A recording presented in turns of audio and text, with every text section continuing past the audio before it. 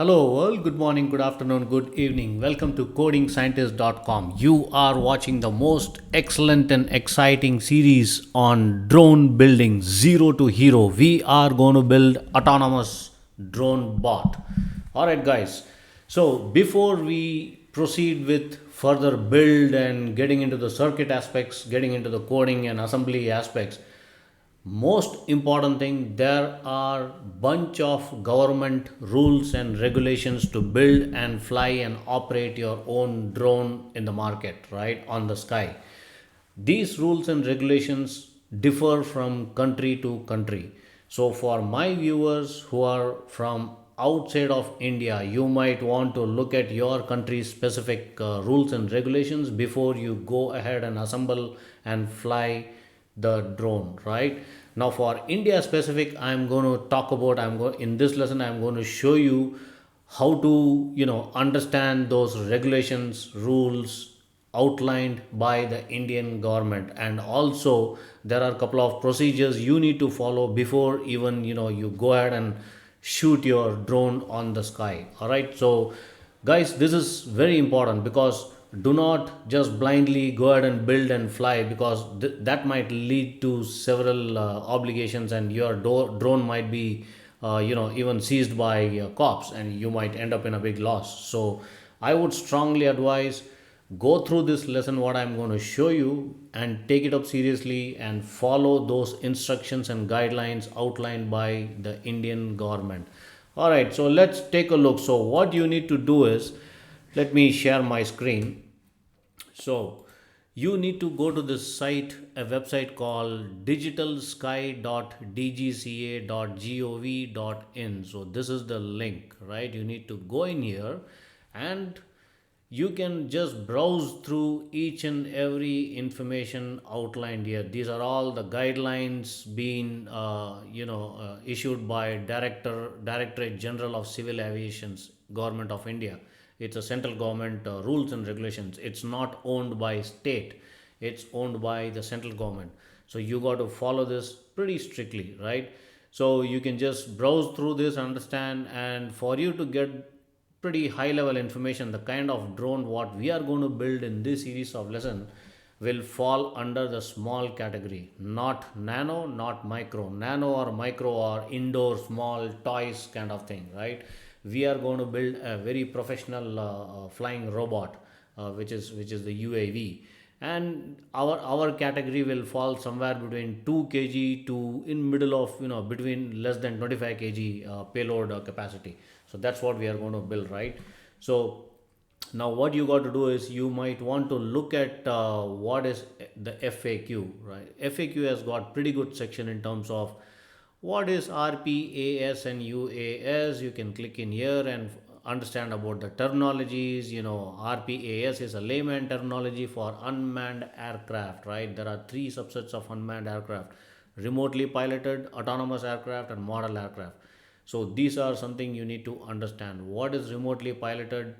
Well, let's look at the categories. So these are all the different categories. For example, the nano is less than or equal to 250 grams. We are going to build this one small, greater than 2 kg, and less than or equal to 25 kg. This is the project we are going to build in this particular series of lessons. What permissions are required to operate RPAs? Now what is RPA? So RPA is mentioned here. RPA is remotely piloted aircraft system, RPAs. That is what is called RPAs, right? So guys, these are some of the knowledge you got to gain and understand the government regulations. What permissions are required to operate RPAs and from where? Click here. Now roles and responsibilities of government stakeholders, very clearly documented. There are insurance certificates, import license, blah blah blah. There are ton loads of things, but do not worry of most of the stuff. It's a hobby class bot, flying bot you are going to build, so you don't need an import license and stuff, because most of the components which I am going to show you, or I already showed you in the previous lesson, are available in Amazon and local market. But for flying that, building and flying that in the sky, you will need the licensing and the permits and registration and stuff like that. So look at this. What are the requirements for import? It's not required with or without camera, because you are not going to import. In case if you are importing, you can just go through this. And then what is controlled and uncontrolled airspace? We can say controlled airspace is airspace space or defined dimensions, controlled by the ATC, air traffic control. What is UIN? UIN is a unique identification number issued by DGCA for particular RPA except nano. Alright, the nano is a small one, tiny little toy inside the house. How much is the fees for UIN? Let's look at the fees. So for UIN, 1000 Indian rupees. For fresh UAOP, it's 25,000 bucks. Man, that is too expensive. But let me just check what exactly is UAOP. So where do I pay the fees for UIN? I think we will be falling under UIN category. Now let's look at where do we pay. You need to make the payment via Bharat Kosh website. You need to mention the transaction receipt number and upload a copy of payment receipt to Digital Sky platform at the time of your registration. Okay. So yeah, here it is. What is UAOP? So UAOP is unmanned aircraft operator permit. All right. Okay. So that's something like a delivery robot, flying robot, and stuff like that. That's what I'm assuming. What is the validity of UAOP? It's about 5 years, which is good. Guys, there are ton loads of FAQ, so you need to go through this, understand, and take the right step for whichever the city you belong to. You can just go online and do it. This is for Indian citizens only, right?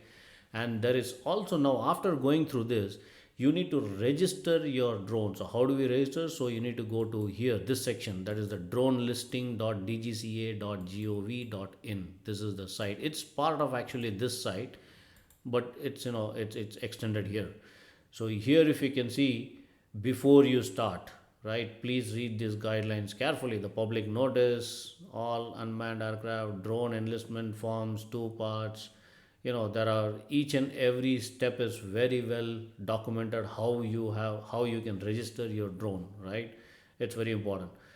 Now yeah, here you can click this button, and then you can put in your name and create a password, generate an OTP. You will get an OTP, confirm it, and I think you can follow the steps, right? It's from Government of India. So make sure, guys, you follow these lessons. It's very important. You got to follow this government rules and regulations before even going ahead and buying your components, right? Because for my viewers, I don't want you to just spend quite a lot of money, procure the components, start building it, start flying it with excitement, and suddenly a cop turns out and he will seize and take it away. So it's better go through the government procedure, finish through this, and then you start building and play. I think you need to first build it and then you need to register it, right? So go ahead and do that. And yeah, so I will be back soon in the next video. Pretty much, we will be jumping into the components and stuff like that, how to build and how to connect and how to build the frames and circuitries and stuff like that. That's from the next lesson. Go ahead and take a look. Stay tuned, guys. I'll be back soon. Goodbye.